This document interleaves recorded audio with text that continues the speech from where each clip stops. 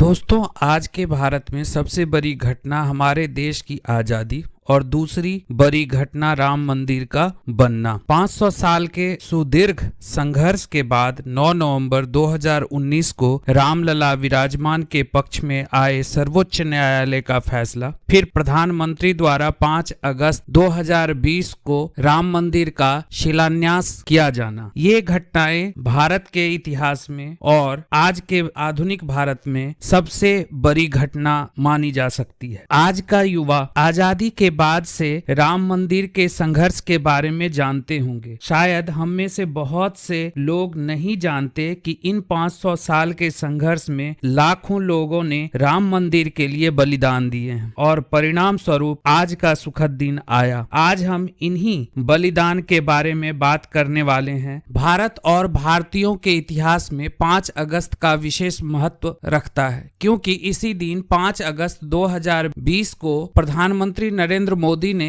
श्री राम जन्मभूमि पर राम मंदिर का शिलान्यास किया था। भारतीय समाज के लिए कई मायनों में ऐतिहासिक है, क्योंकि पिछले 500 वर्षों में हिंदू समाज श्री राम मंदिर भूमि के लिए संघर्ष कर रहा था। आइए इन संघर्ष के बारे में हम जानते हैं। राम मंदिर पर पहला आक्रमण सालार मसूद गाजी ने किया, जिसमें राम मंदिर क्षतिग्रस्त हुआ और फिर बाबर ने 1528 में अपने सेनापति मीर बाकी को अयोध्या के भव्य राम मंदिर को तोड़ने का आदेश दिया। इतिहासकार कानिमगम के अनुसार श्री राम मंदिर को बचाने के लिए हिंदुओं ने जान की बाजी लगा दी। लगभग 1,74,000 हिंदू वीरों ने बलिदान के बाद मुगल मंदिर को हानि पहुंचा सके। मंदिर इतना मजबूत बना हुआ था कि तोड़ने के लिए तोप के गोले का इस्तेमाल करना पड़ा। मंदिर को नष्ट करने के बाद जलाल शाह ने हिंदुओं के खून का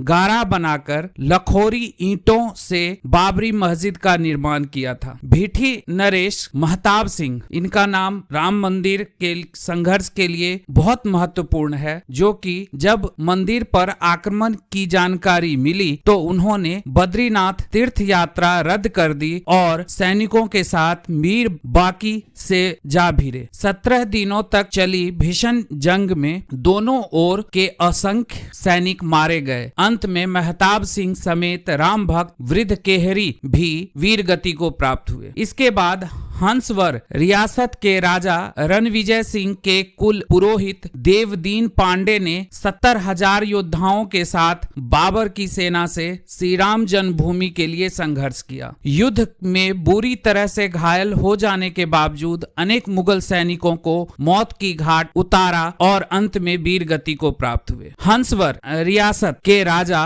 रणविजय सिंह को अपने पुरोहित देवदीन पांडे की मृत्यु का समाचार मिला तो उन्होंने अपनी महारानी जय कुंवरी को सत्ता सौंप दी और खुद 25,000 सैनिकों को लेकर श्री राम जन्मभूमि मुक्त कराने के लिए निकल पड़े और अंत में वीरगति को प्राप्त हुए। राजा रणविजय सिंह के बलिदान के बाद महारानी जय कुंवरी ने आनंद संप्रदाय के महंत स्वामी महेश्वर नंद के साथ मिलकर श्री राम जन्मभूमि का संघर्ष जारी रखा। स्वामी महेश्वर नंद के नेतृत्व में मठों, मंदिरों और अखाड़ों के असंख्य नागा संप्रदाय, गौरक्षपंथी, दिगंबर, निर्मोही, निर्मले और निर्वाणी साधुओं ने शस्त्र उठा लिए। इन्होंने शत्रुओं पर छापामार युद्ध नीति अपनाई। मीर बाकी इतना डर गया कि ताशकंद भाग गया। हुमायूं के काल में महारानी जय कुंवरी और स्वामी महेश्वरानंद लगातार संघर्ष करते रहे। इन्हें 10वें युद्ध में सफलता मिली और श्री राम जन्मभूमि 2-3 सालों तक मुगलों से मुक्त रही। बाद में दोनों योद्धाओं मुगलों की विशाल सेना से लड़ते हुए वीर गति को प्राप्त हुए। अकबर के समय में कोयम्बतूर से आए रामानुज संप्रदाय के स्वामी बलराम आचार्य ने श्री राम जन्मभूमि को मुक्त कराने के लिए 20 युद्ध लड़े और बाद में बिरबल और टोडरमल की सलाह पर अकबर ने वहां एक छोटा मंदिर बनाने की अनुमति दे दी। शाहजहां के काल तक इस मंदिर मंदिर में निर्विघ्न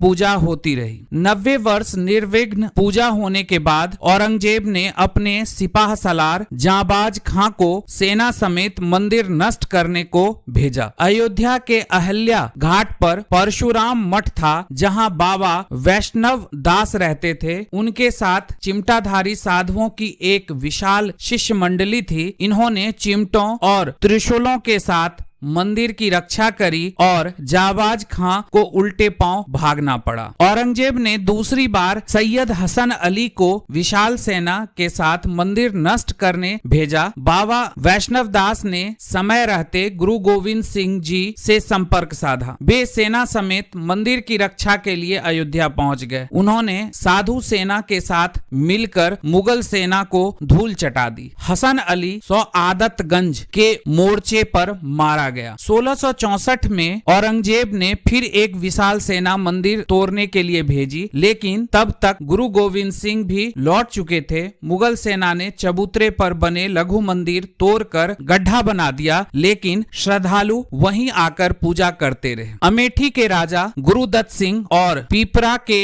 राजकुमार सिंह ने नवाब सादत अली से श्री राम मंदिर के लिए संघर्ष जारी रखा। हिंदुओं के लगातार हमलों से तंग आकर नवाब ने पूजा और नमाज दोनों की अनुमति दे दी। आजादी से पहले एक अंग्रेज सिपाही अब्दुल बरकत ने फैजाबाद जिलाधीश के नायर के सामने बयान दिया था कि 22-23 दिसंबर 1941 की रात करीब 2 बजे उसने मस्जिद के अंदर हल्की रोशनी देखी, जो बाद में सुनहरी हो गई। इसके बाद घुंघराले बालों वाले 4-5 साल के एक सुंदर बालक को देखकर हैरान हो गया। थोड़ी देर बाद देखता रहा कि मुख्य द्वार पर ताला टूटा हुआ है और मस्जिद में हिंदुओं की भीड़ एक सिंहासन पर मूर्ति रखकर पूजा कर रही। राम मंदिर आंदोलन के दौरान मुलायम सिंह यादव ने कहा था कि विवादित ढांचे पर परिंदा भी पर नहीं मार सकता। 30,000 से ज्यादा सुरक्षा कर्मी अयोध्या में तैनात कर दिए गए, लेकिन कोलकाता के कोठारी बंधुओं ने मुलायम सिंह के दावों की हवा निकाल दी। 23 साल के राम कुमार कोठारी और 20 साल के शरद कोठारी राम मंदिर के प्रति इतने समर्पित थे कि 200 किलोमीटर का रास्ता उन्होंने पैदल तय किया, क्योंकि अयोध्या पहुंचने वाले सभी साधन रोक दिए गए थे। 30 अक्टूबर 1990 को विवादित ढांचे पर सबसे पहले चढ़ने वाला युवक शरद कोठारी था। फिर बड़ा भाई